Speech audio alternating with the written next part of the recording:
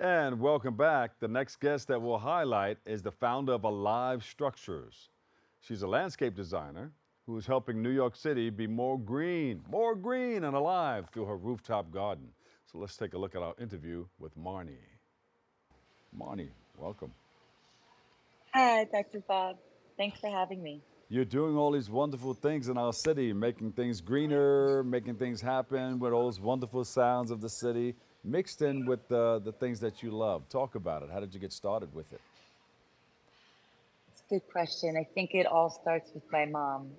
She was a landscape designer in New York City, and I grew up working for her off and on, and she still helps me with my business. So she's still a vital part of making the city a more beautiful place. And I just wanted to be outdoors, working with my hands and just kind of physically changing the city instead of Yeah. behind a computer.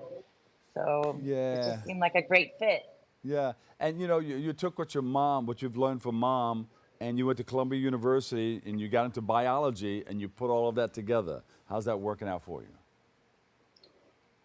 Biology conservation was a great base for really getting a mission and a vision for what I wanted to do. I wanted to change New York City and nature in, bring more nature into the city. Yeah. So it helped me think about how I could do that. Yeah. And then you went on to do landscaping and designing at the Brooklyn Botanical Garden. Well, I How's studied there. I you got studied my there? certificate of horticulture there, and it yeah, it helped inform all my design work. I became much more knowledgeable about native plants, and I learned a lot about just overall gardening. So Yeah. it brought all of my interests into actually being able to do it. Yeah. Do you also do rooftop gardening?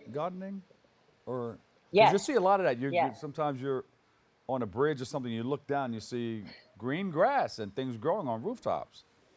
yeah, yeah. I wish we would see even more of it. Yeah, yeah. So you're into that. That's one of the things that you do. That's my specialty, and it's we have a lot of underused rooftop space that could be converted into natural habitat, Yeah, into a real environmental resource for this city yeah. to alleviate a lot of our environmental problems here. And it will alleviate problems such as, Stormwater overflow. So combined sewage overflow is something that happens every time it rains in New York City because we have an antiquated sewage system. So green roofs act as a sponge, absorbing that stormwater and reducing flooding and overflow. It also cools the city because plants just cool the air temperature. And that's really important because we live in an urban heat island effect, which means yeah, that it's much hotter here than outside of the city, and green roofs help to reduce that. It also is a place that we can create natural habitat for birds, migratory butterflies, all sorts of bees that desperately need this kind of space to yeah, call home. yeah. When we were younger, you saw a lot of different butterflies and other animals, but they kind of, where did they go? You think they're going to come back? This will help. Well, I think this helps. We are in a place right now that some people are calling the insect apocalypse. So Wow. it's crucial that we create these spaces for insects because we really need them. Yeah. I know sometimes people get grossed out by insects. They just think, oh, cockroaches, things like that. But without birds, bees, butterflies, and a host of other pollinators, we just wouldn't even Yeah. be here. I mean, we can move the cockroaches aside. Yeah, that's not what it is. That's not the insects that we're really trying to protect. They don't need our protection. They're But doing we really fine. need bees to We pollinate our do. flowers. How Yes, important is that? we really need. It's crucial for our ecosystem, which we still depend on. We're still part of this whole natural system. Just because we live in the city doesn't mean that we're excluded from being part of nature. What impact does your projects have on the current climate crisis? Well, New York City is definitely becoming a hotter and wetter place. And I think we've seen that this summer with pretty intense hot heat waves and then, a week where it just rains nonstop.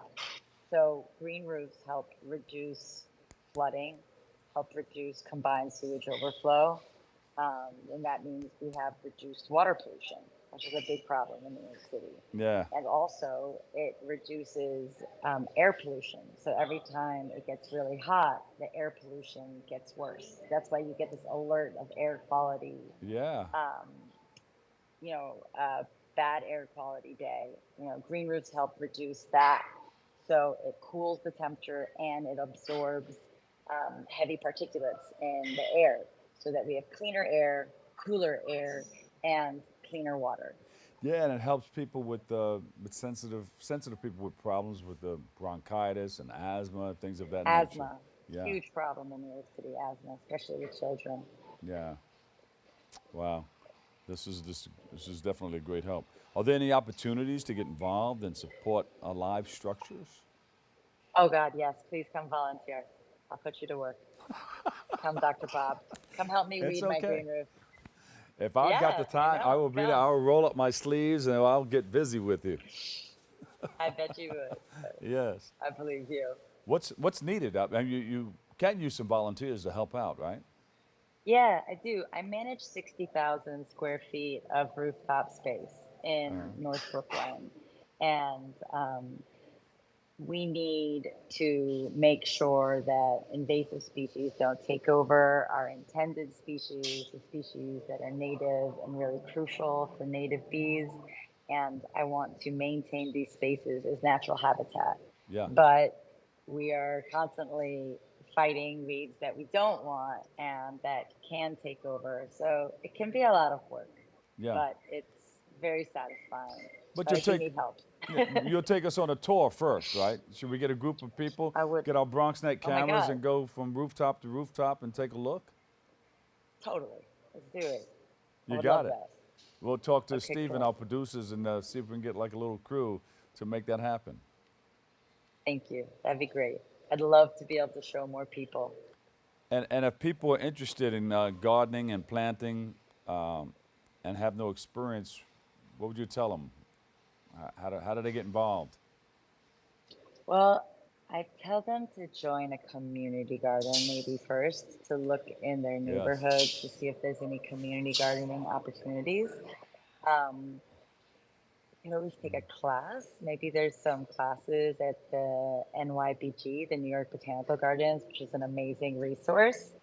And I mean, any way to get your hands dirty and start growing stuff despite being in the middle of this concrete jungle, Yeah. it's so therapeutic. We really need it, as a city, as a population. It will really help our mental health. So if you have any opportunities to garden, just do it. Yeah. Get your You'll be hands happy. dirty. You may find that Yes, you have a green thumb.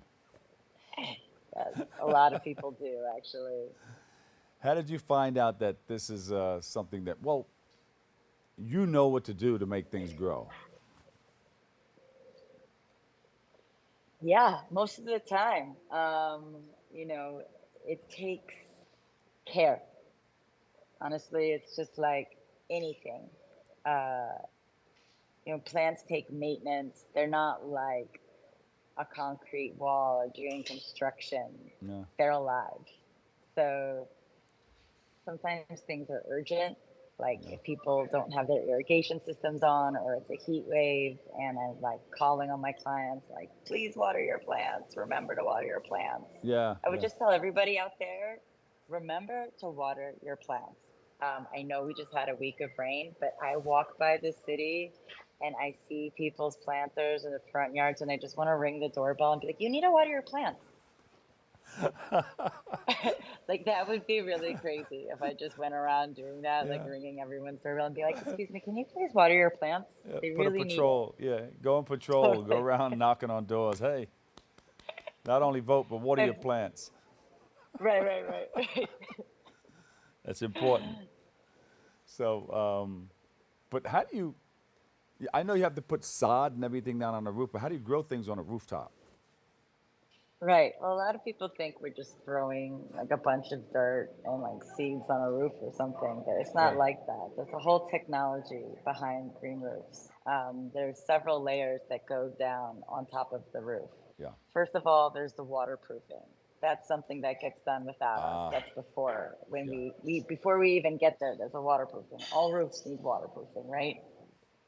The next thing that we put down is a root barrier, and then a drainage board, and then a thick filter fabric. And then we use specialized engineered soil. So it's not just like topsoil, it's specially designed for green roofs. So that means it's lighter weight. Yeah. It consists of expanded shale. And then we put in our plants on top. There you go. And everything works together like a hand in glove. Of course, with a little maintenance. Maintenance, please, maintenance. We need the maintenance. Where can we find more information about everything that you're doing? You're doing such a wonderful job. We thank you for that. Oh, thank you. Yeah, my website's a great place. I have lots of information about green roofs and about the importance of native plants. And that's alivestructures.com. Hmm. We also have a great environmental center called Kingsland Wildflowers. That's Ah, kingslandwildflowers.com. And that is a wonderful environmental education center. So I encourage everyone to go to that website too to find out more about Marni, keep those structures alive. Alive structures. Marni it. Majorelle, thank you so much. Thank you, Dr. Bob. All I right, and appreciate come it. back and bring some plants. Okay, Something that no, we you can come grow in to the me. studio. What can we grow in the No, no, studio no. here? Oh my You need God. sunlight. We have lots of lights, but I don't know if that'll work. You know, it's I'm an artificial light. outdoor plant specialty. I don't know if I can do the indoor plants as well as you might need. But Well, you're coming to me next time. You're coming to the there you roofs, go. right? All right. Well, we can put a Okay, we snake got a plant in deal. here. Snake plants, that's perfect. Yeah, they'll work Snake plants indoors. are, yes, do it. Get one. Thank you so much. We love you. All right, thank you. Now, that's what I call having a green thumb. I don't know. I grow stuff pretty well, too. We appreciate Marni for joining us and for her dedication to making our communities a more economical and more greener place to live. We'll take a quick break right here. I've got more. It's all happening next right here on Open.